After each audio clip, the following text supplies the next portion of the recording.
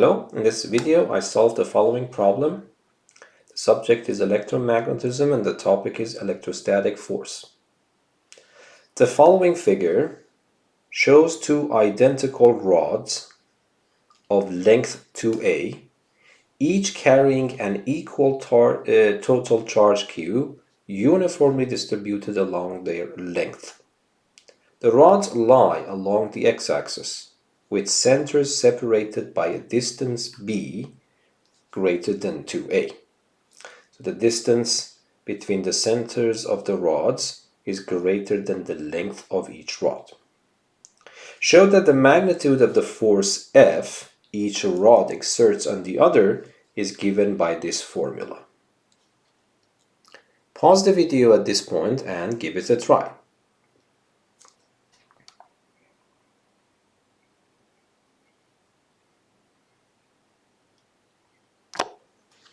Okay, to solve this problem, I want to use Coulomb's law. In its simplest setup, let us consider 2 point charges, Q1, let us consider them to be positive. I have 2 positive point charges, Q1 and Q2, which are separated r apart. The distance between them is r. And I want to calculate the magnitude of the force that each one of these charges exerts on the other one. I call it F. According to Coulomb's law, we know that it becomes a constant K. Of course, this constant is approximately 9 times 10 to the power 9 in SI units. And then you multiply it by the product of the charges divided by the distance between the charges squared. And of course, in this problem, as you saw in the formula, epsilon naught is used, and that comes into the play if you remember this relation. Okay, some books write Coulomb's law in this form, and some books write it in this form using this epsilon naught constant. Okay, anyway, this is the principle that I want to use to solve this problem. But this is the simplest setup, meaning that this is discussing about point particles. Point charges. But here I have an extended charge. Okay, I have an extended charge here. So you know what to do. We have to partition each one of these charge distributions to infinitesimal portions so that they can play the role of a point charge, and then use Coulomb's law, calculate any contribution between these two infinitesimal parts, and using integration sum them up and finally get the whole contribution for the force. But the problem here is a little bit more complicated than that, because here this is also an extended charge. This one is also an extended charge. In order to solve this problem, I want to set up a new problem. Okay, so since we do not need this anymore, so if you don't mind, let me open up some space, and then I will actually have this set up here now. Let us consider this alternative problem. So what is the difference here? So I am keeping the left hand side rod the same, okay, but instead of having the right hand side rod, I am replacing it by just a point charge with magnitude Q. Let us consider that both of them are positively charged. Of course, for this rod, I know that the total charge is Q according to the problem. And this D that I have used here is the distance between this point charge on the x-axis from the center of the first rod. Now, I want to see what is the magnitude of the force that this rod in total exerts on this point charge. Okay, so in order to do that, I have to start dividing this rod into very small bits so that I can consider them as point charges, and then calculate using Coulomb's law the force between each one of these small pieces with this Q. And because all the forces will be in this direction, because I'm assuming both of them are positive, then it means that I can use integration to sum them up, and I will find the force. Okay, so in order to understand this better, so let me make the picture a little bit bigger here. So for example, let us consider a very narrow part of this charge distribution, I would say that let us consider that dx is the thickness of this element, and let me say that x is the x-coordinate of this point on the x-axis. So x is the coordinate, it is not the distance, it is not the length. X is the coordinate of this point. So in principle, x can vary from minus a to a. So sometimes x is positive, sometimes x is negative. Okay? Now let us consider that I want to calculate the force that this point charge charge exerts on this point charge. Okay? That is simple. Then I can use the Coulomb's law. The first thing that I have to do, I have to ask myself how much charge is here. Okay? The total charge is Q, and it is uniformly distributed over the length. So if I divide this will be the linear charge density. So I call it lambda for simplicity of writing. Okay, so the amount of charge which is here in this element of length, which I call it dq, will be lambda, the linear charge distribution, multiplied by the length, which I consider it to be dx. Okay, so the force between this element and this, I will call it df. So let me write it here. I will call it df.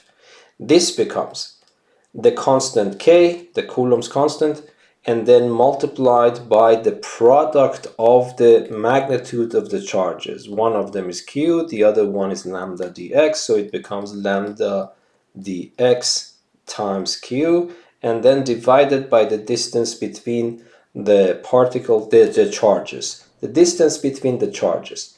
The x-coordinate of this point charge is considered to be d, and the x-coordinate of this point is x. The distance between them becomes the difference between the x-coordinates. The x-coordinate of the point on the right minus the x-coordinate of the point on the left. So it becomes simply d minus x to power 2.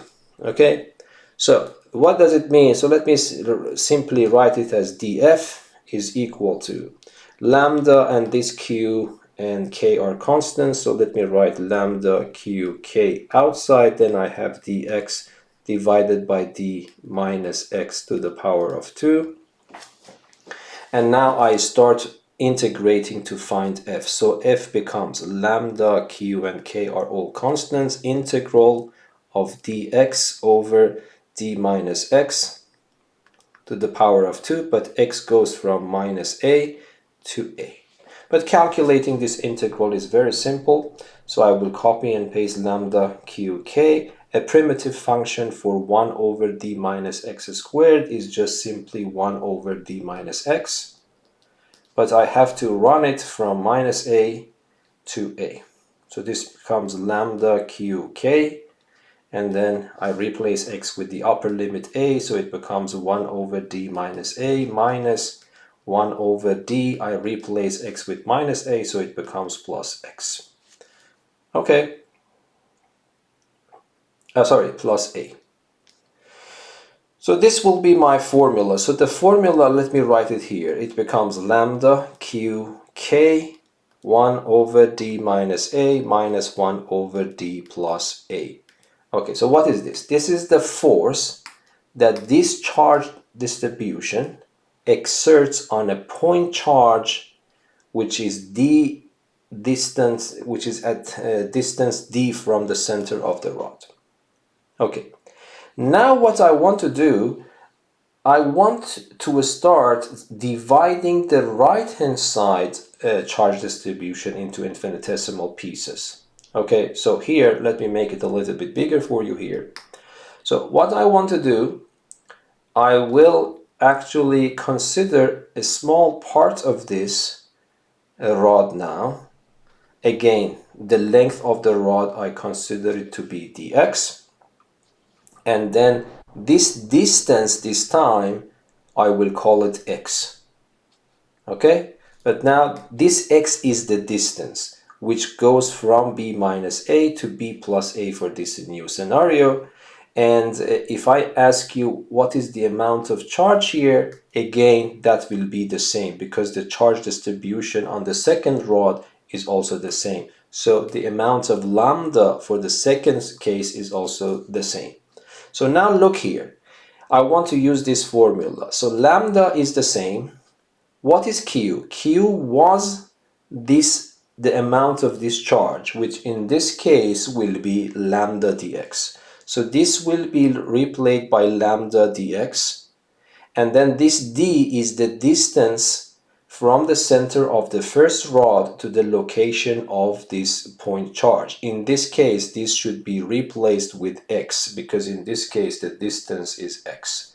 So again, if I want to calculate it, df becomes equal to lambda instead of q. I put lambda dx, and instead of k, I just simply put k, and then 1 over, instead of d, I can write x minus a minus, and then I would write x plus a. Okay, and then I integrate this to find f. But be careful, this time x is the distance from the center to this element. So x goes from b minus a to b plus a. So this means that if I want to calculate f becomes, let us see what I have. I have one lambda here. I have one lambda here and another lambda here, so it becomes lambda squared, and I also have a k, so this becomes lambda squared k. And then I have a dx, which I multiply here and there, and then I integrate separately. So it becomes integral from b minus a to b plus a of dx over x minus a minus integral from b minus a to b plus a dx over x plus a. Yes? And then both integrals are very easy to calculate. So instead of lambda, if you don't mind, let me put this expression in. I raise it to power 2, so it becomes q squared over 4a squared. And then according to what I told you in the beginning of the video, k is 1 over 4 pi epsilon naught. And then this integral simply becomes ln of absolute value of x minus a, but x goes from b minus a to b plus a. The second one will also simply ln of absolute value of x plus a, and again x goes from b minus a to b plus a. Yes. So now if I multiply these, it becomes q squared divided by 16 pi epsilon naught a squared. Okay, so now if I replace x with b plus a is gone, it becomes b, but b is positive, I don't need absolute value, so it becomes ln of b minus ln of, if I replace x with b minus a, it becomes b minus 2a. And I don't need absolute value because if you remember in the problem, it is given that b is greater than 2a. And then I will do the same thing for the second one. So if you don't mind, let me do it quickly. So it becomes b plus 2a and then plus ln of b. But now look, this one and that one can be combined. So this becomes, okay, so if you don't mind, let me clean this. We don't need this anymore. And I will continue here. So this becomes equal to, let me change my color. So this becomes q squared over 16 pi epsilon naught a squared. And then this ln of b and this ln of b becomes 2 ln of b, which I can write it as ln of b squared. And now this one and that one, I factor a minus sign out. It becomes ln of b minus 2a plus ln of b plus 2a. Yes, minus sign outside, but you know that the sum of two ln's becomes the ln of product, and then if I multiply them, it becomes the conjugate rule. So it becomes minus ln of b squared minus 4a squared. But again, the difference between two ln's can be written as the ln of the division. So it becomes q squared divided by 16 pi epsilon naught a squared, then I have ln of b squared over b squared minus 4a squared. And that is exactly the formula that we are supposed to get for this problem. Okay, so this is one way of solving the problem, but of course if you want you can use double integral to solve the problem. It doesn't make it simpler, but might be that's also a good way to see the problem. So let me explain it on the next page.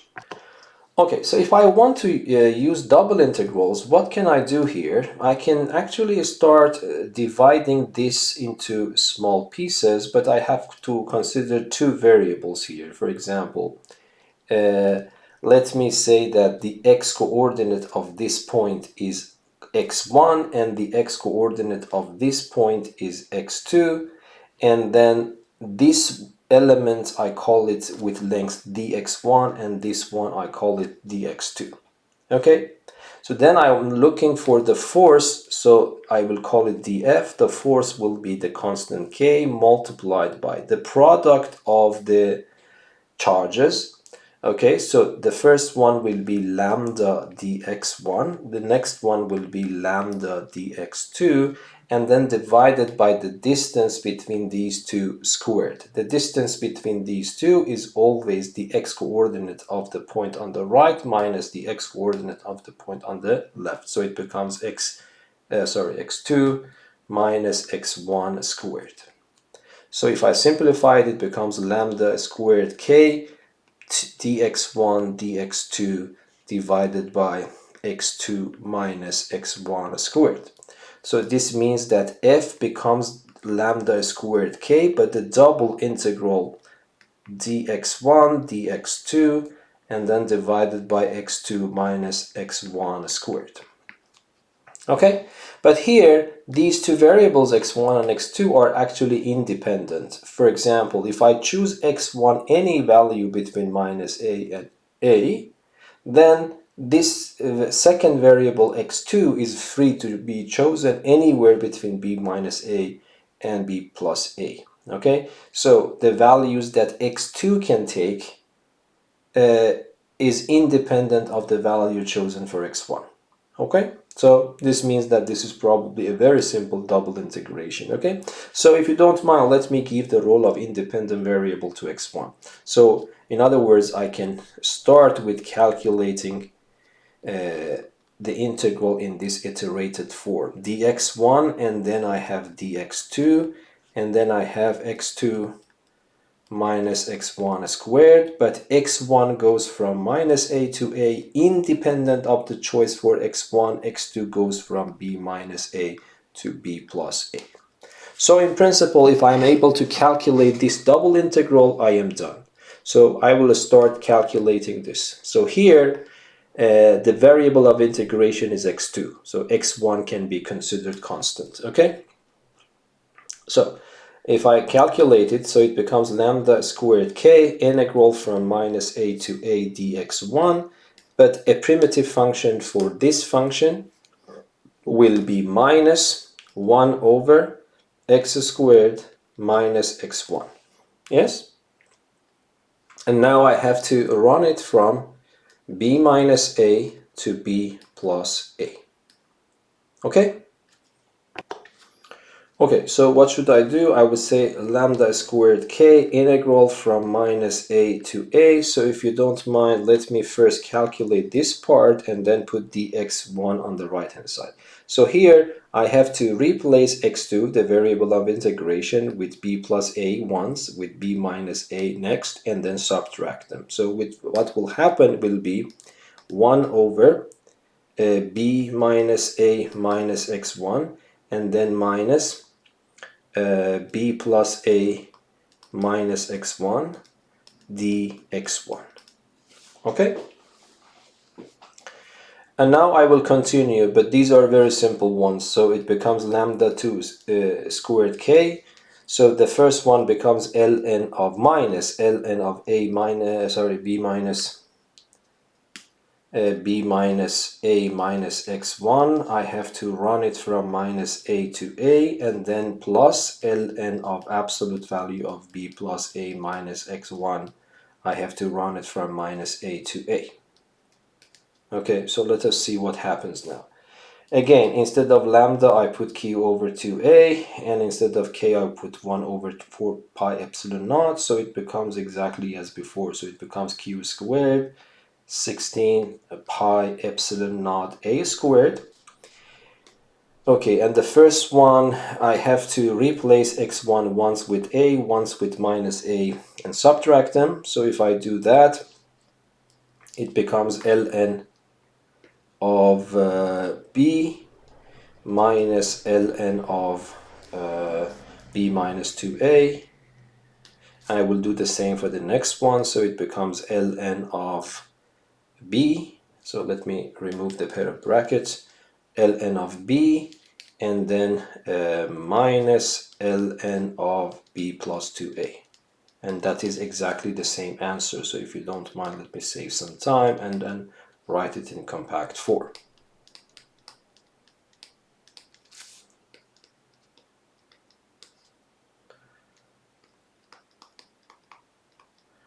Okay, so that's also another way to look at the same problem that uses the notion of double integrals. I hope that this video was useful for you. Until the next video, be safe and goodbye. Thank you.